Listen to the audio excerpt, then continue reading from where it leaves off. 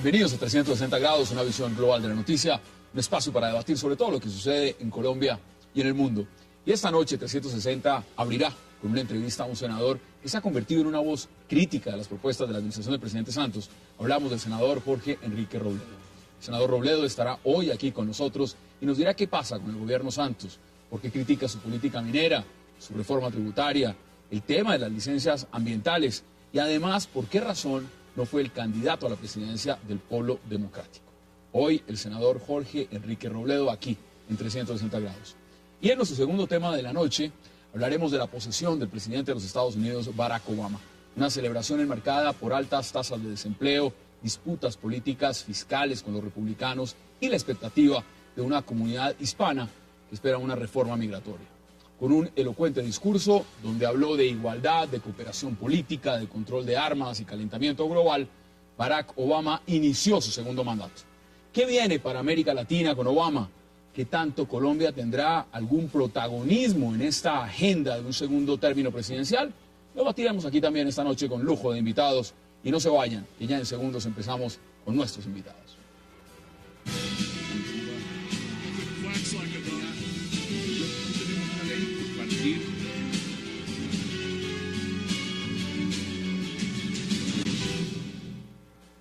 Y le doy la bienvenida de inmediato a 360 al senador del Polo Democrático, al senador Jorge Robledo. Senador, qué placer, hace tiempo no nos veíamos y muchas gracias por aceptar esta invitación.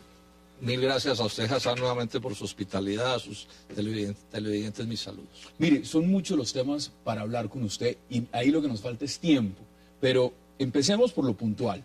¿Encarna usted la oposición en Colombia? ¿Usted es el opositor número uno al gobierno en este momento? Pues aspiramos, por lo menos, Hassan. Pues no solo yo, todo el Polo Democrático Alternativo es sabido que fuimos el único partido que se declaró en oposición al gobierno del presidente Juan Manuel Santos. Espero que estemos cumpliendo como debe ser eso, con rigor, con seriedad.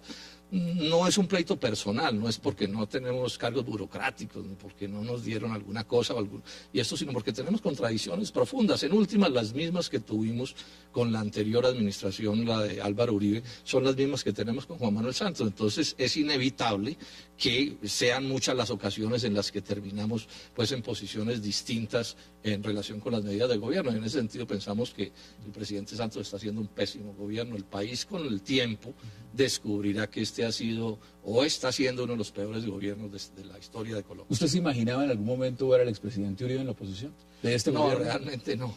Realmente eso fue una cosa que pienso que nos sorprendió a todos, porque además, pues, digamos que Juan Manuel Santos en buena medida llega allí porque lo ponen los votos de Álvaro Uribe, llega allí con el compromiso de cuidarle los tres huevitos.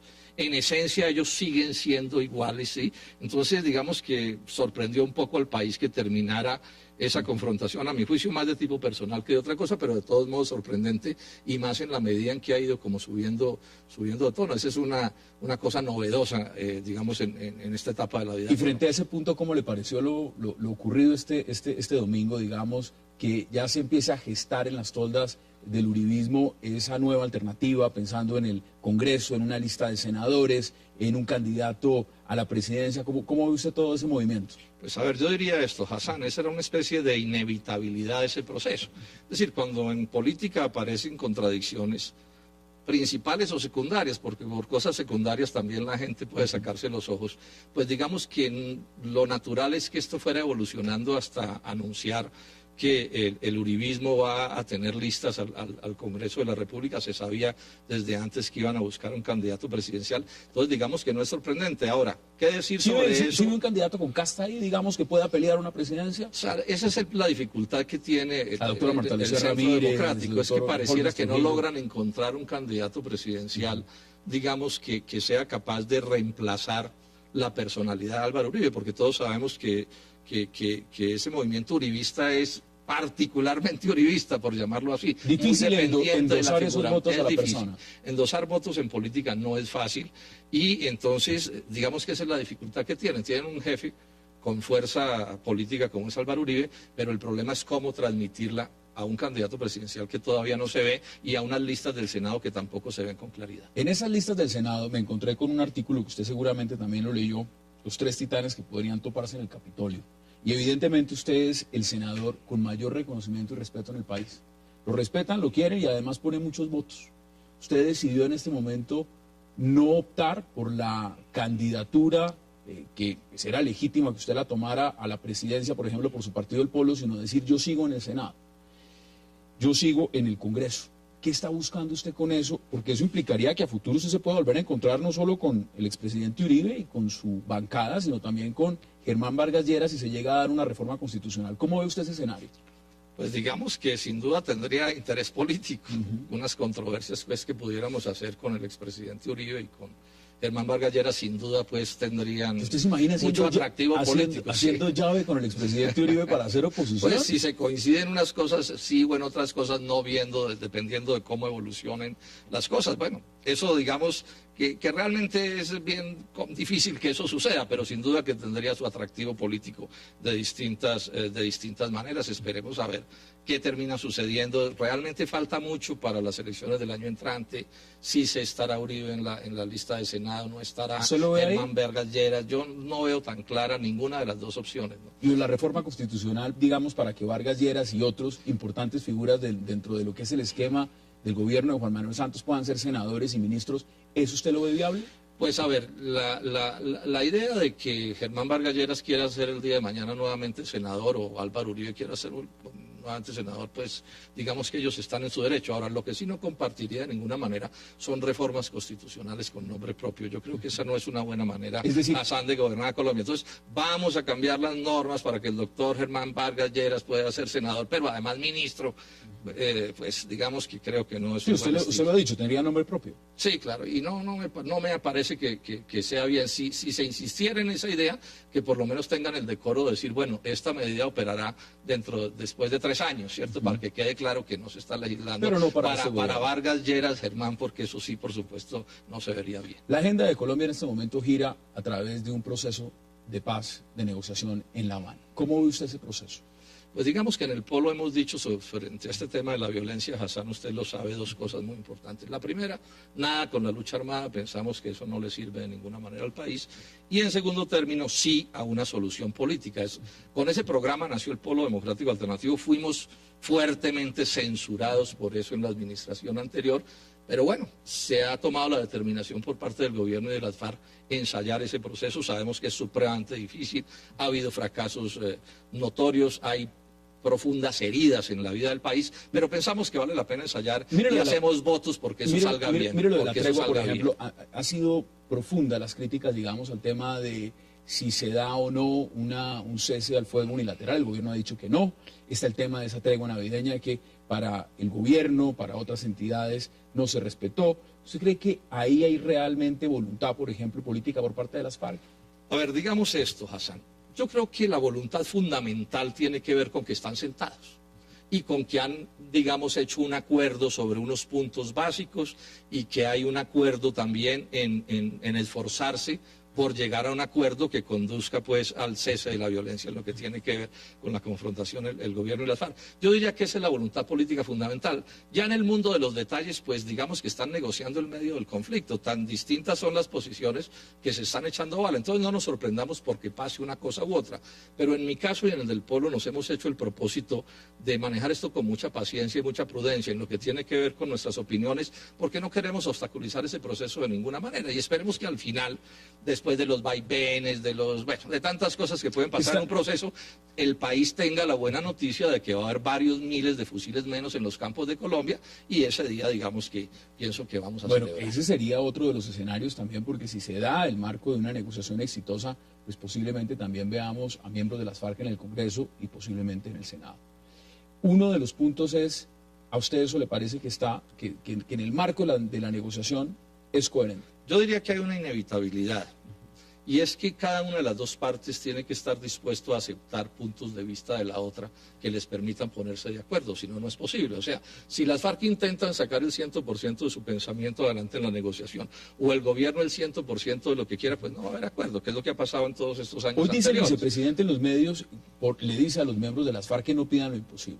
Entonces, parte del proceso es ver ¿qué puede, digamos, ofrecer el gobierno de Juan Manuel Santos que le haga a las FARC, digamos, buen negocio, para ponerlo en esos términos, sí, aceptar un proceso en el que, digamos, cesen su acción militar.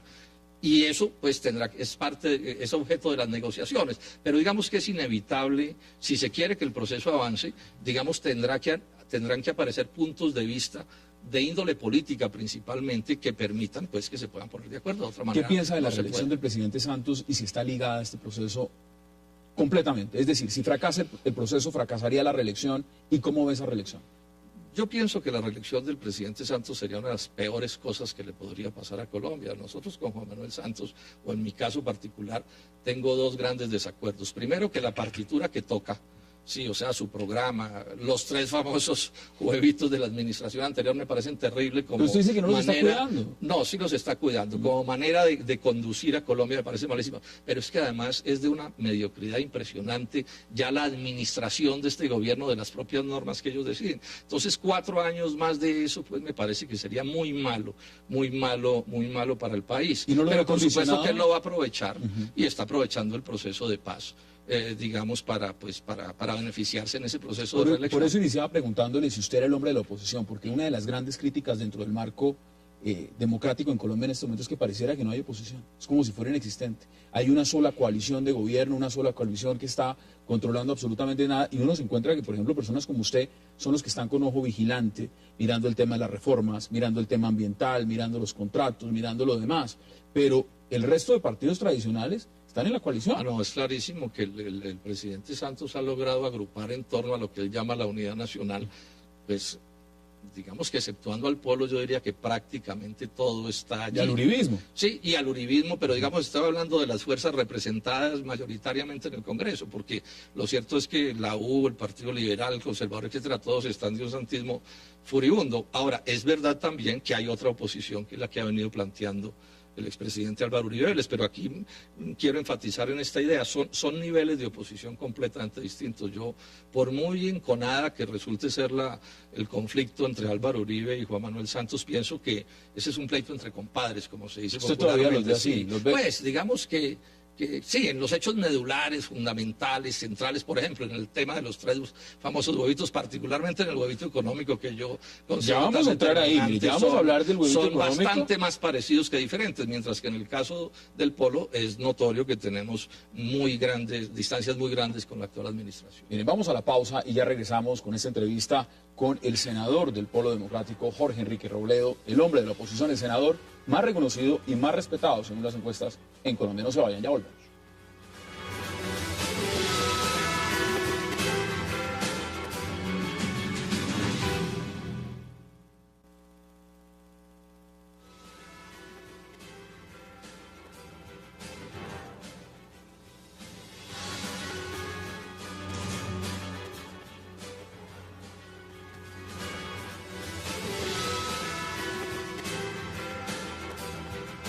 Regresamos a 360 grados en esta entrevista con el senador del Polo Democrático, Jorge Enrique Robledo. Senador, hay varios temas. Yo quisiera en esta segunda parte empezar a que miráramos muchos de lo que significa el tren minero, pero por supuesto el tema ambiental. Usted ha sido muy cuidadoso en el tema Cerro Matoso, pero veíamos imágenes del Tayrona, el tema de las licencias ambientales, el tema de Santurbán. Es decir, acá hay infinidad de puntos que son en su agenda política, puntos prioritarios. Cuénteme de Cerro Matoso. ¿Cómo ve usted, por ejemplo, lo que significa una prórroga de Cerro Matoso? Eso estuvo muy mal negociado, definitivamente, Hassan. Ahí precisamente ayer expedimos además no solo yo, otros congresistas de la Comisión Quinta, de otros partidos políticos, emitimos un boletín de prensa diciendo que eso fue un pésimo negocio. ¿Por qué lo hacen? ¿Por qué lo hacen si es pésimo? Esa sería la digamos? pregunta del millón para hacérsela al gobierno nacional. Un pésimo negocio, porque fíjese usted, esa empresa, todos esos activos debían revertirle al país el año pasado. El gobierno toma la decisión de no revertir y decir que va a renegociar el contrato. Y lo que renegocia es un pésimo negocio. Es decir, se le termina alquilando esos bienes que valen más de $1 billón por una tasa anual del orden del 0.8%. Eso configura un detrimento patrimonial aquí en Cafarnaún. Unos bienes que nos han debido alquilar por lo menos por unos 40.000 millones de pesos, se terminaron alquilando por ahí por unos 12.000. ¿Y las regalías? El gobierno dice que en Sí, tema de pero regalías entonces le va a ir ese es muy el bien. truco. Esa regalía del 1%, que es la única efectiva porque la otra está por verse, es para reemplazar ese arriendo que no nos pagan. Y la regalía, ese 1% vale un equivalente de unos 12.000 millones, mientras nos han debido pagar por lo menos 50.000 millones por el alquiler de los equipos. O sea, el gobierno utiliza el punto de la regalía para ocultar que ese punto de la regalía es para reemplazar el arrendamiento que no nos paga. O sea, en eso también falta de seriedad, porque lo menos es que al país le digan de frente: ese 1% de esa regalía no es regalía nueva, sino es para pagar un alquiler de unos equipos que le pertenece a la nación. Bueno, y defiendan el alquiler, pues ese monto, pero si lo dice hacen usted lo lleva diciendo desde hace varios meses. No solamente lo ha hecho usted, lo ha dicho, por ejemplo, el representante Barguil, lo ha dicho otros congresistas, pero también lo ha dicho la contralora Sandra Moleri en el tema de las licencias ambientales. ¿Por qué el gobierno no ha escuchado esos puntos? Sencillamente el tren minero o el tren de tratar de no asustar el capital extranjero, y en este caso estas grandes multinacionales, es lo que está primando, o realmente para Colombia es un buen negocio garantizarles a estas multinacionales que estén en Colombia y darles unas utilidades mitad y mitad. No, yo no me opongo a que haya inversión extranjera, esa no es la discusión. Lo que pasa es que se supone que los negocios con los extranjeros deben ser buenos negocios. No puede ser que sea la ley del embudo en que ellos se las ganen todas y los colombianos seamos perdedores. Entonces, por ejemplo, hay un pleito de 63.000 millones de pesos de regalías no pagas denunciado por la Contraloría y no se resuelve en el contrato.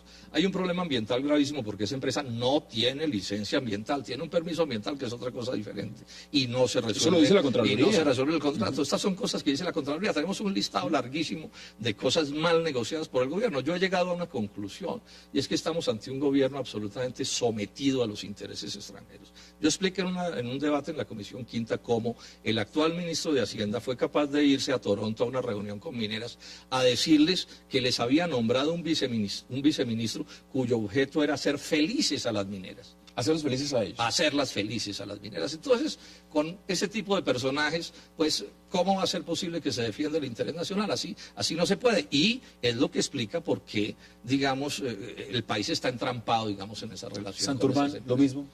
Los Santurbán es básicamente lo mismo. Recordemos que si no se monta el Greystar ahí, el proyecto de Greystar, es por la inmensa movilización de los santandereanos.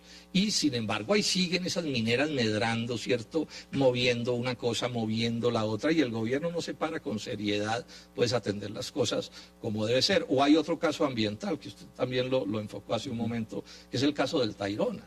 Un parque que debería ser sagrado, y el presidente Juan Manuel Santos empezando su gobierno, se para y le anuncia al país que en la que puede ser la principal bahía del Parque Tayrona en Arrecifes, le va a entregar a eso a una transnacional, las Ixenses, para que monte allí un proyecto hotelero. Eso es un despropósito. ¿Usted cree que eso ya quedó frenado después de las últimas decisiones? Mirábamos con el exministro Manuel Rodríguez que aquí falta dar un paso. ¿Cuál es ese paso? Necesitamos que se clarifique de una vez por todas y definitivamente con normas que esas amenazas van a cesar. Porque es que esto fue como al capricho de los presidentes. Yo creo que hay normas claras, pero pues como se empeñan en que no son claras, pues habrá que sacar otras más claras todavía para que quede claro que no podrán ser 2 o 3 negociantes privados los que le impongan la política ambiental a los parques de Colombia. Es que eso es un despropósito. Aquí somos 45 millones de colombianos y hay 3 o 4 familias muy poderosas, cercanas a los afectos del jefe del Estado, que quieren hacer allí lo que les antoja. Eso no puede ser. No puede ser, y tenemos que resolver ese problema definitivamente. Mire, otro de los temas fundamentales, y usted, mejor dicho, lo he leído en Twitter, en artículos, en transmisiones, fue todo lo que tuvo que ver con la reforma tributaria. ¿Por qué no le gustó esa reforma? Ya está en ejercicio, ya esa reforma entró y la reforma pasó en diciembre en emergencia y ya está activa. ¿Qué es lo que más le ha preocupado a usted de esa reforma tributaria? Mire, Hassan, esa es la peor reforma tributaria de la historia de Colombia. Nadie se había atrevido a tanto como el presidente Juan Manuel Santos. ¿Y por qué? Lo voy a resumir bastante.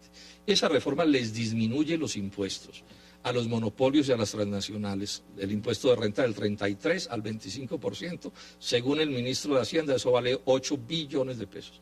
Y me refiero a monopolios y a transnacionales porque la parte que le rebajen a pequeñas y medianas empresas, yo eso no lo discuto, eso puede ser una cosa razonable. Entonces le disminuye los impuestos, por ejemplo, a Carlos Slim, a los grandes banqueros de Colombia. Y para compensar la plata que no van a pagar los súper ricos, le aumentan al pueblo raso el IVA en 400.000 millones de pesos y sobre todo a la clase media le caen durísimo con un nuevo impuesto que llaman el IMAN. Entonces, decían que la clase media más no iba a estar regresivo no afectada. puede hacer. No, pero eso pues no es cierto, no corresponde con la realidad. Parte del problema que tenemos es que en esto y en otros muchos temas estamos ante un gobierno que no le dice la verdad al país. ¿Cómo se atreve el presidente Santos a decir que la reforma tributaria les iba a poner más impuestos a los que más tenían y menos a los que menos tenían, cuando se los disminuyó a Carlos Slim y se los aumentó, por ejemplo, a los profesores universitarios? Sí, y por supuesto a los colombianos, rasos o los sectores populares. Y sin embargo hubo en su momento un gran debate, no se aprobó como inicialmente la había propuesto el gobierno y se hicieron una colcha de retazos y salió lo que salió. A usted no le gusta en nada, sin embargo, las modificaciones que lograron hacer en el Congreso al producto final. Digamos que, por ejemplo, Santos intentó que fueran 900.000 millones más en IVA y se quedó en 400.000 en el forcejeo. El imán golpeaba todavía más duro a la clase media que lo que lo terminó golpeando, porque en el forcejeo se avanzó, pero entonces le quedó un roto de 2 o 3 billones de pesos a las finanzas públicas. O sea, digamos que en estas cosas uno tiene que analizar en lo fundamental. Parte del truco del gobierno es ponerse a mirar los detalles para que las ramas no dejen ver el bosque. Por ejemplo, entonces, ¿que a quién le bajaron el IVA, a quién se lo subieron? El punto que deben aprenderse los colombianos es que el IVA va a valer 400.000 millones de pesos más que lo que valía antes. Así a unos les suben, a otros les bajen, porque al final aquí lo que importa es la masa total del recaudo. Cuénteme finalmente cómo está su partido. El tema de la división del polo, si hay una división, si lo que vimos, digamos, con el alcalde Gustavo Petro, los progresistas, lo que podemos llegar a ver en algunos escenarios que algunos dicen de pronto el representante Iván Cepeda, de pronto Abra Camino, Marcha Patriótica, el Partido Comunista, el MOIR, alguna facción que haya ido a apoyar al Centro Democrático.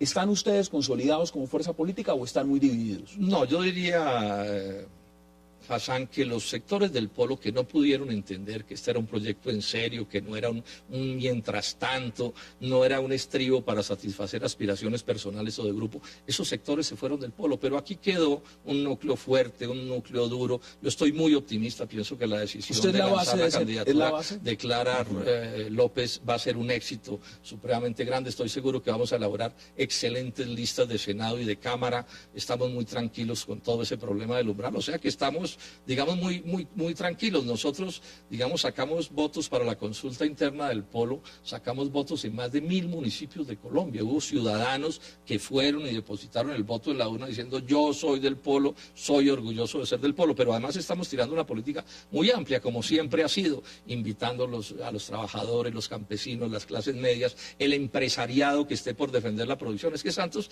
está acabando con la industria, está acabando con el agro. El polo es el único partido que está defendiendo de verdad la producción nacional. Entonces estamos seguros que nos vamos a ampliar un nicho en la vida del país y vamos a consolidar nuestra fuerza.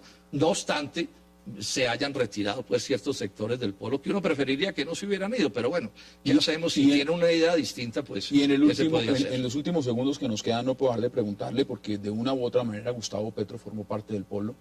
¿Cómo ve la alcaldía de Gustavo Petro? Pues recordemos que no votamos por él, nosotros presentamos la candidatura de Aurelio Suárez y sin duda es bien mediocre el resultado. Yo diría que hay consenso incluso entre muchos de quienes votaron por el actual alcalde en la idea de que lo viene haciendo con una mediocridad bien notoria. Advirtamos también que no estamos pues promoviendo la revocatoria del alcalde, pero sí pensamos que si se le pone calificación al año, perdió el año. Senador Jorge Enrique Robledo, como siempre un verdadero placer por aceptar la invitación. Créame que van a ser muchas las veces que nos gustaría hablar del acontecer nacional con usted y de otros temas. O sea que gracias por habernos acompañado. Hassan, a usted mil gracias por su invitación y a sus televidentes mis saludos. Mire, vamos a hacer una pausa porque al regreso entraremos a analizar con 2 analistas internacionalistas de lujo lo que ha sido la segunda posesión de Barack Obama en la presidencia de los Estados Unidos. No se vayan, ya regresamos.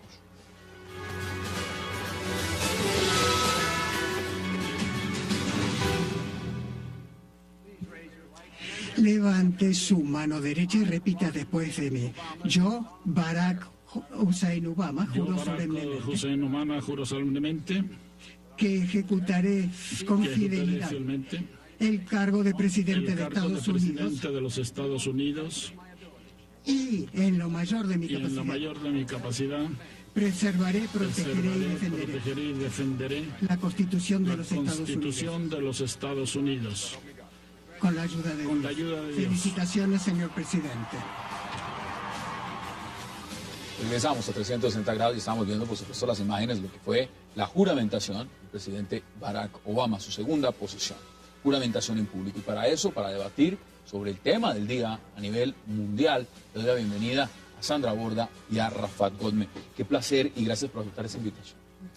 Gracias. Bueno, Sandra, ¿cómo vio usted la posesión, la austeridad, un nuevo tono? ¿Cómo la percibió?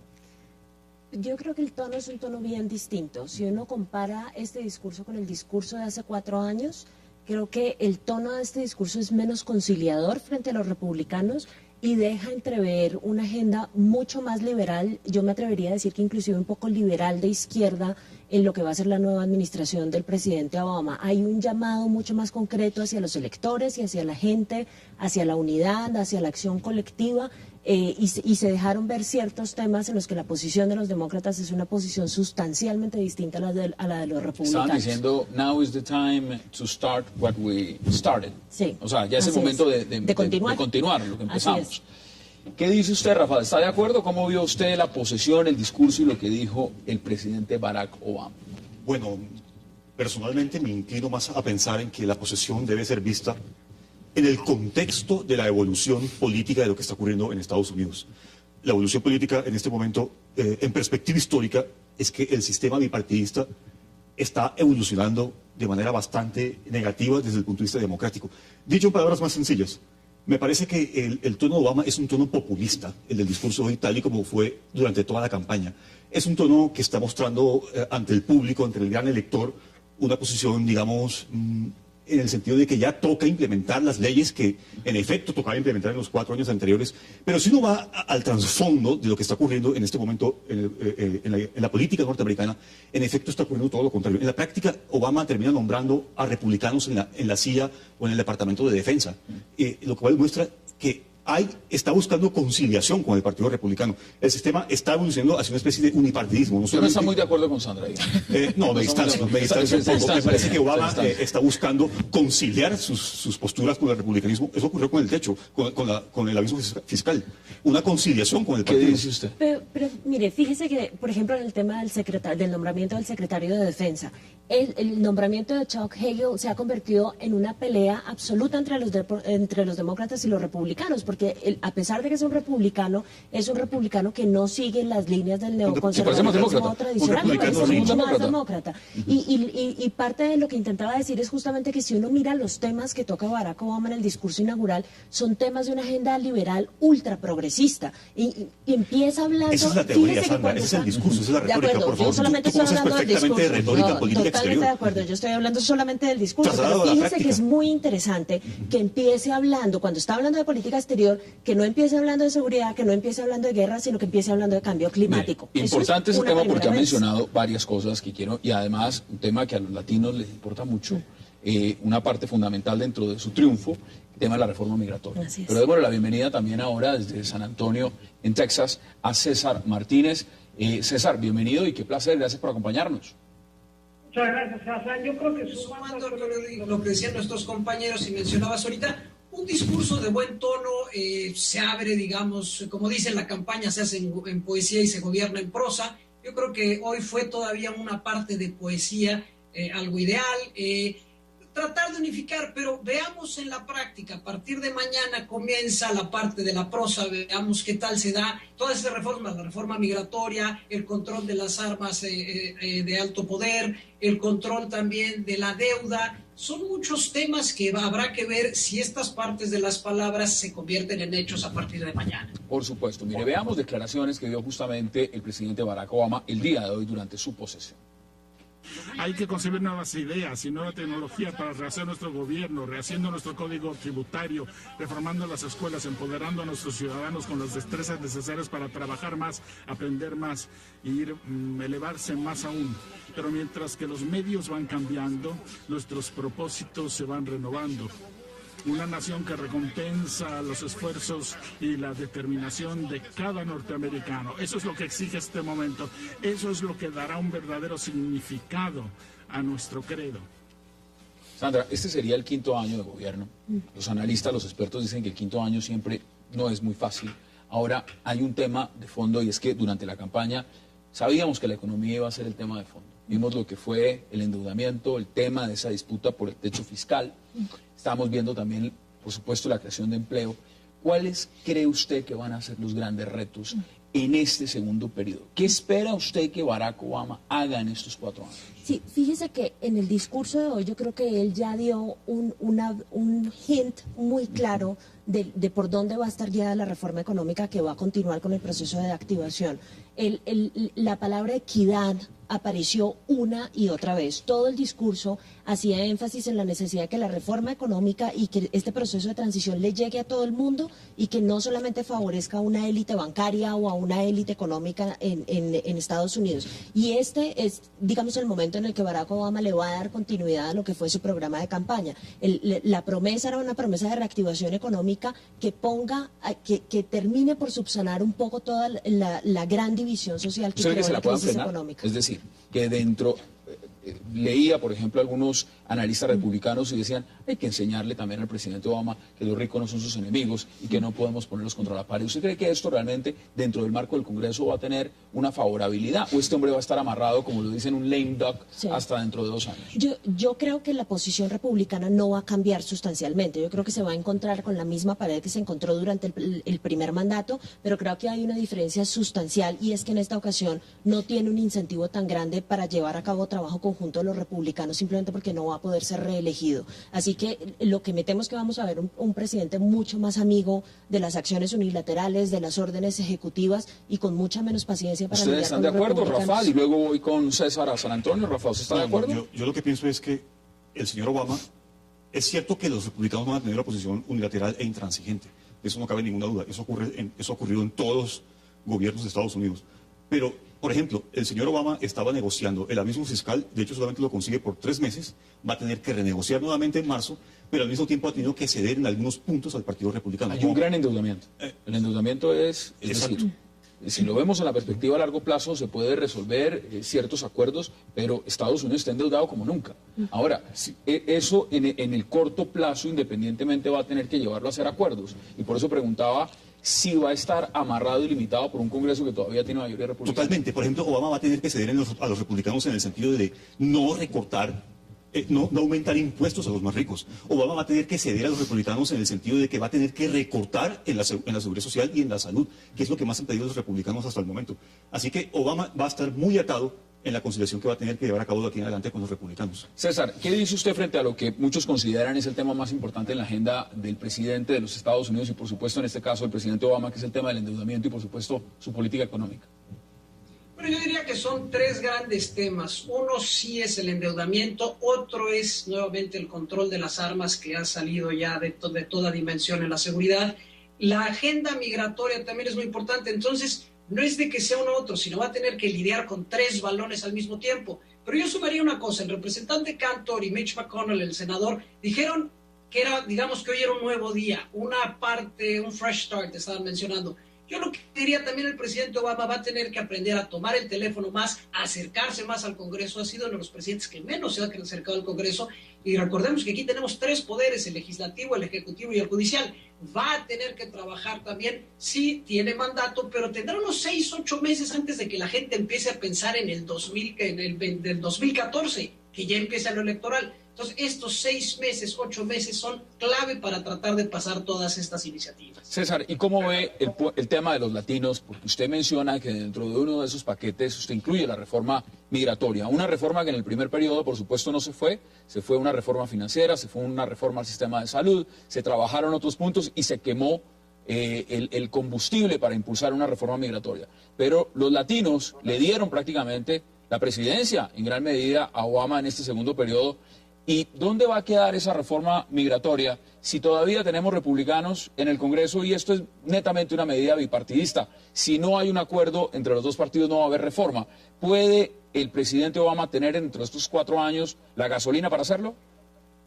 ¿Qué sucede? 50% del crecimiento poblacional de este país es latino. El futuro, muy gran parte del futuro del país es latino. Los dos partidos lo saben, el tono se ha bajado de ambos partidos, los republicanos, Marco Rubio ya está haciendo una propuesta también. Entonces yo creo que esta reforma requiere de ambas partes, pero no la veo lejana. Yo creo que este año sí se debe de dar. Antes, por supuesto, que lleguen las elecciones del siguiente año. Pero yo creo que una reforma migratoria sí la vemos, pero porque ambos lados saben que es importante e inminente. A mí, ¿por qué me suena eso a que no?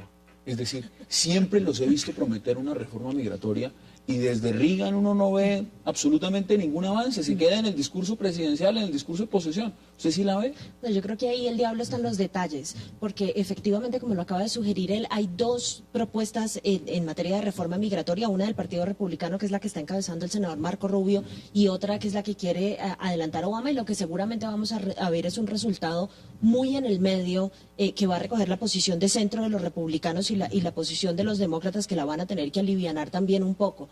Pero hay un interés electoral gigantesco en esto. Estamos Hay viendo un interés inmenso. a la jueza Sotomayor jurando a Biden, estamos viendo latinos hablando en español durante la posesión, es decir, el compromiso es muy grande. Y los republicanos tienen absolutamente claro que no van a estar en condiciones de ganar una elección presidencial si no tienen al menos un porcentaje significativo del voto latinoamericano en Estados Unidos. Así que, digamos, esto es una cosa en la que tienen interés ambos sectores y en la que los republicanos van a tener que jugar a neutralizar un poco la posición del Tea Party, que es el que tiene la parte más dura, la posición más dura en materia migratoria al interior del Partido Republicano. Vamos a hacer la pausa y ya regresamos porque son muchos los temas que tenemos que ver, no solo en la coyuntura interna de los Estados Unidos a partir de esta segunda posesión de Barack Obama en la presidencia de los Estados Unidos, pero también todo lo que tiene que ver con política internacional y, por supuesto, incluida América Latina. Ya volvemos.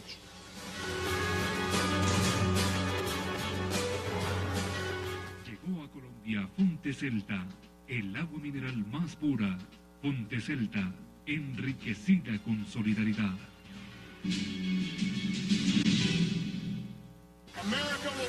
Norteamérica será siendo el ancla de las fuertes alianzas en todos los rincones del orbe. Renovaremos aquellas instituciones que entienden nuestra capacidad de manejar las crisis. Apoyaremos la democracia desde Asia hasta el África, desde las Américas hasta el Oriente Medio, porque nuestros intereses y conciencia nos llevan a trabajar en nombre de aquellos que luchan por la libertad. Estamos en 360 y, por supuesto, hablando de lo que fue la posesión, la segunda posesión de Barack Obama en la presidencia de los Estados Unidos. Rafat, hablaba el presidente, tema internacional, del rol que quiere jugar. Una cosa fue su discurso del Cairo, otra cosa fue también su discurso. Ahora hablemos del segundo periodo. ¿Usted cómo ve que va a ser esas relaciones? Y centrémonos en América Latina. ¿Se va a ver algún cambio? ¿O vamos a ver el mismo abandono que vimos durante los primeros 4 años, si es que esto no fue un abandono completo? Antes que nada, Hassan, permíteme definir a Mr. Obama como, desde una óptica general de las relaciones internacionales. Y lo primero que todo es que él va a proseguir implementando las políticas imperiales que ha venido implementando él desde los 4 años anteriores y los gobiernos anteriores a él. Esto va a seguir siendo típico en la política exterior de Obama, a pesar de que sigue usando en su discurso, como lo vimos, el típico discurso liberal de que Estados Unidos es una nación indispensable para el mundo, que Estados Unidos va a seguir implementando y promoviendo las democracias del mundo. Sí, pero uno sabe que ese tipo de promoción de valores democráticos y liberales en el mundo siempre se hacen con medios o instrumentos violentos, tal y como hizo con Libia en el año 2011, por ejemplo. El cambio de régimen en Estados Unidos siempre va a estar mediado por ese tipo de factores. Ahora, en cuanto a América Latina, tanto en el discurso de Obama de campaña como en el de hoy, que no se persiguió por ninguna parte, ni en aquel momento ni hoy, esto puede obedecer a 2 factores. Voy a plantear 2 hipótesis brevemente. La primera, que América Latina ya no representa un peligro para la seguridad o los intereses norteamericanos, tal y como lo representaba una amenaza durante la Guerra Fría. Y eso obedece en parte a que en América Latina muchos estados han venido progresando, y progresando con políticas soberanas, como es el caso de Venezuela, por ejemplo, u otros países, Argentina, y el más representativo de todos es Brasil. Esa es una hipótesis, pero la segunda puede ser que en efecto Estados Unidos, en el contexto de que ha perdido tanto poder en el mundo, ha perdido legitimidad, ha perdido aceptación. De hecho, Estados Unidos solamente puede llevar a cabo su política exterior por medio de la violencia o dominación global. Se ha dicho muchas cosas, Sandra. ¿Usted está de acuerdo o usted ve otro panorama totalmente distinto en Sandra la política exterior? No, aquí no importa que soy yo. Yo creo que lo interesante del discurso es que aquí sí hay mucha continuidad con respecto al discurso de la primera administración. Hay una diferencia sustancial entre la percepción que tienen demócratas y republicanos frente a lo que debe hacer Estados Unidos en materia internacional. Yo creo que hoy se mandaron varios mensajes distintos. Uno de ellos es que Estados Unidos definitivamente no va a procurar intervenir militarmente en el asunto sirio. Por lo menos Obama por lo menos por ahora.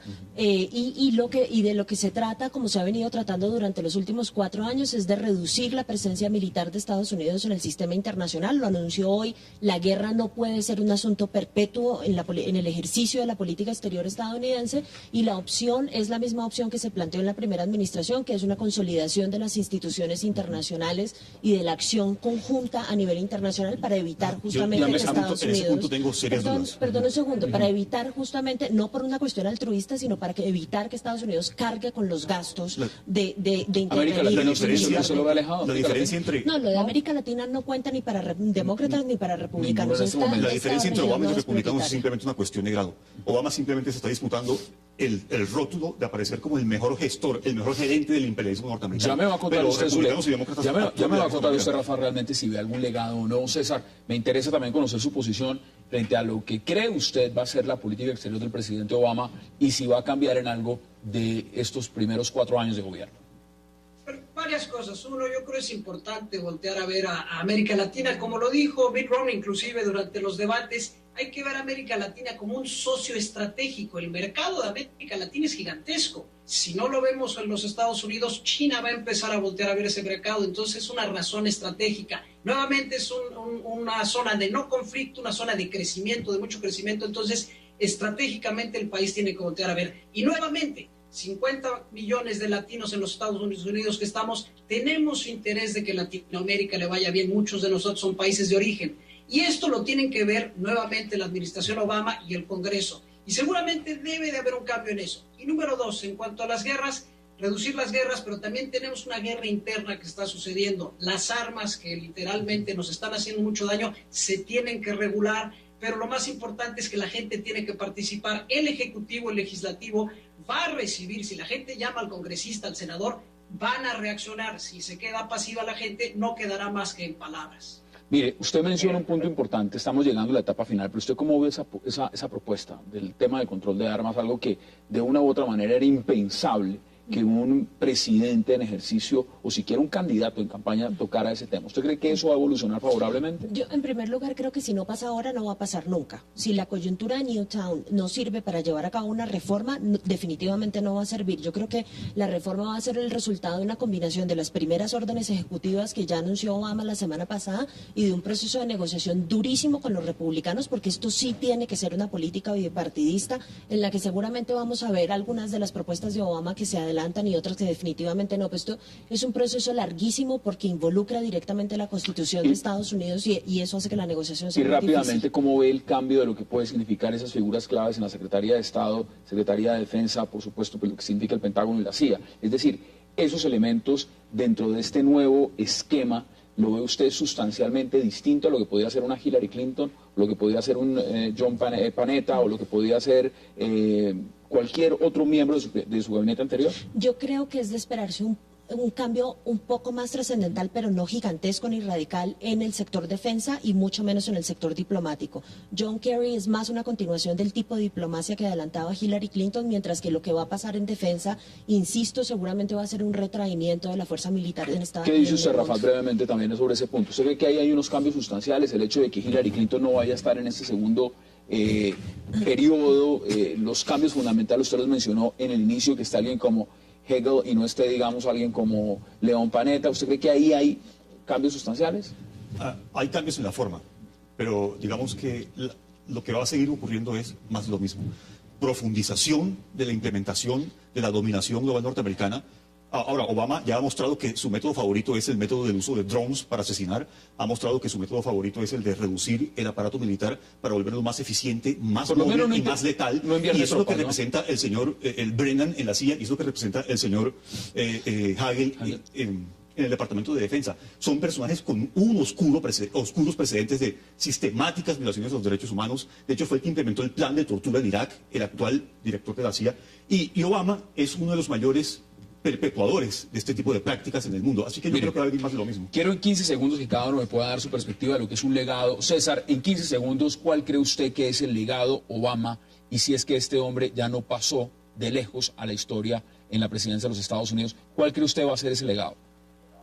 Bueno, lógicamente pasa a la historia como el primer presidente afroamericano, no solo en ganar, sino en reelegirse. Ahora viene una etapa importante que yo creo que este año es el clave. Si quiere pasar su agenda, tiene que ser este año, tiene que negociar más, tiene que acercarse más al Congreso, y si logra eso, puede lograr reformas que pueden marcar el legado del presidente. 15 segundos, ¿cuál es el legado? ¿Le ve legado? No, ninguno. Obama, de hecho, es uno de los peores presidentes de Estados Unidos en los últimos 100 años, solo superado por el más, todavía peor, George no diga que es anterior. Es su predecesor. Así que, o sea, Obama es simplemente un instrumento más subordinado a los intereses de las grandes corporaciones militares y económicas. Legado en 15 segundos. Uno que ya está consolidado es el de la reactivación de la peor crisis económica, una de las peores crisis económicas de este siglo, y eventualmente dos, pero esto es mucho más especulación, el tema del control de armas y el tema de la inmigración. Vamos a ver cómo le va. Tiene 4 años para hacerlo. Sandra Borja, como siempre, un verdadero placer. César Martínez, gracias por acompañarnos desde Houston. Y por supuesto, Rafael Gómez, gracias por aceptar la invitación en el estudio. Y a ustedes, gracias por acompañarnos. Mañana tenemos una cita de nuevo aquí, a la misma hora, 8 p.m. en 360, para seguir hablando de la agenda política de Colombia y del mundo. Es una próxima oportunidad.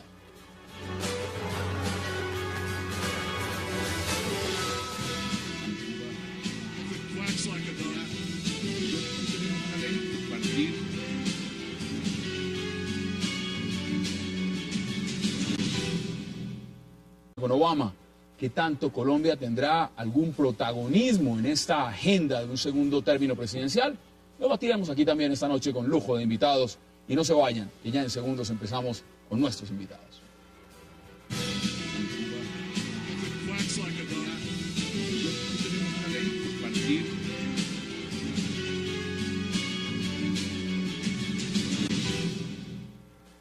Y le doy la bienvenida de inmediato a 360 al senador del Polo Democrático, al senador Jorge Robledo. Senador, qué placer, hace tiempo no nos veíamos y muchas gracias por aceptar esta invitación.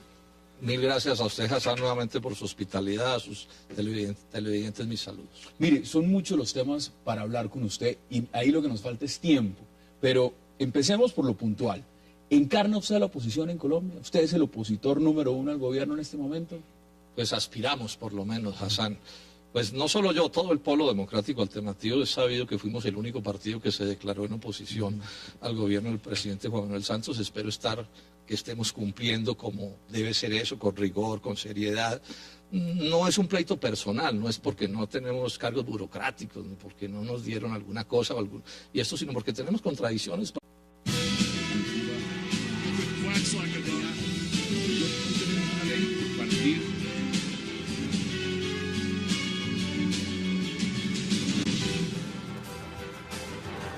Bienvenidos a 360 grados, una visión global de la noticia, un espacio para debatir sobre todo lo que sucede en Colombia y en el mundo.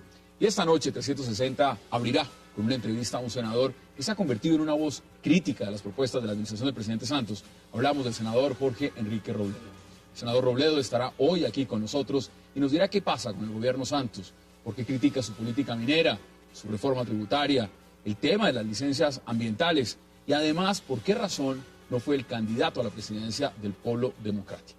Hoy el senador Jorge Enrique Robledo aquí en 360 grados. Y en nuestro segundo tema de la noche hablaremos de la posesión del presidente de los Estados Unidos, Barack Obama. Una celebración enmarcada por altas tasas de desempleo, disputas políticas fiscales con los republicanos y la expectativa de una comunidad hispana que espera una reforma migratoria. Con un elocuente discurso donde habló de igualdad, de cooperación política, de control de armas y calentamiento global, Barack Obama inició su segundo mandato. ¿Qué viene para América Latina? Y evidentemente usted es el senador con mayor reconocimiento y respeto en el país. Lo respetan, lo quieren y además pone muchos votos. Usted decidió en este momento no optar por la candidatura que será legítima que usted la tomara a la presidencia, por ejemplo, por su partido del Polo, sino decir yo sigo en el Senado. Yo sigo en el Congreso. ¿Qué está buscando usted con eso? Porque eso implicaría que a futuro usted se pueda volver a encontrar no solo con el expresidente Uribe y con su bancada, sino también con Germán Vargas Lleras si se llega a dar una reforma constitucional. ¿Cómo ve usted ese escenario? Pues digamos que sin duda tendría interés político, unas controversias pues, que pudiéramos hacer con el expresidente Uribe y con Germán Vargas Lleras, sin duda pues tendrían ¿Usted se imagina mucho atractivo político. Haciendo llave con el expresidente Uribe para hacer oposición? Pues si se coinciden unas cosas sí, o en otras cosas no, dependiendo de cómo evolucionen las cosas. Bueno, eso digamos que realmente es bien difícil que eso suceda, pero sin duda que tendría su atractivo político de distintas maneras. Esperemos a ver qué termina sucediendo. Realmente falta mucho para las elecciones del año entrante. Sí se estará Uribe en la lista de Senado, no estará Germán Vargas Lleras. Yo no veo tan clara ninguna de las dos opciones, ¿no? Y la reforma constitucional, digamos, para que Vargas use todo ese movimiento. Pues a ver, yo diría esto, Hassan, esa era una especie de inevitabilidad de ese proceso. Es decir, cuando en política aparecen contradicciones principales o secundarias, porque por cosas secundarias también la gente puede sacarse los ojos, pues digamos que lo natural es que esto fuera evolucionando hasta anunciar que el uribismo va a tener listas al Congreso de la República. Se sabía desde antes que iban a buscar un candidato presidencial. Entonces, digamos que no es sorprendente. Ahora, ¿qué decir sobre eso? ¿Sí un candidato con casta ahí, digamos, que pueda pelear una presidencia? O sea, esa es la dificultad que tiene el Centro Ramírez, Democrático. Es que pareciera que no logran encontrar un candidato presidencial, digamos, que sea capaz de reemplazar la personalidad de Álvaro Uribe, porque todos sabemos que ese movimiento uribista es particularmente uribista, por llamarlo así. Difícil endosar esos votos a la persona. Endosar votos en política no es fácil y entonces, digamos que esa es la dificultad que tienen. Tienen un jefe con fuerza política como es Álvaro Uribe, pero el problema es cómo transmitirla a un candidato presidencial que todavía no se ve y a unas listas del Senado que tampoco se ven con claridad. En esas listas del Senado me encontré con un artículo que usted seguramente también lo leyó, los 3 titanes que podrían toparse en el Capitolio. Profundas, en últimas las mismas que tuvimos con la anterior administración, la de Álvaro Uribe, son las mismas que tenemos con Juan Manuel Santos. Entonces es inevitable que sean muchas las ocasiones en las que terminamos pues en posiciones distintas en relación con las medidas del gobierno. Y en ese sentido pensamos que el presidente Santos está haciendo un pésimo gobierno. El país con el tiempo descubrirá que este ha sido o está siendo uno de los peores gobiernos de la historia de Colombia. ¿Usted se imaginaba en algún momento ver al expresidente Uribe en la oposición de este gobierno? No, realmente no. Realmente eso fue una cosa que pienso que nos sorprendió a todos, porque además, pues, digamos que Juan Manuel Santos en buena medida llega allí porque lo ponen los votos de Álvaro Uribe, llega allí con el compromiso de cuidarles los 3 huevitos. En esencia ellos siguen siendo iguales, ¿sí? Entonces, digamos que sorprendió un poco al país que terminara esa confrontación, a mi juicio más de tipo personal que de otra cosa, pero de todos modos sorprendente y más en la medida en que ha ido como subiendo de tono. Esa es una cosa novedosa, digamos, en esta etapa de la vida. Y frente a ese punto, ¿cómo le pareció lo ocurrido este domingo, digamos, que ya se empieza a gestar en las toldas del uribismo esa nueva alternativa, pensando en el Congreso, en una lista de senadores, en un candidato a la presidencia? ¿Cómo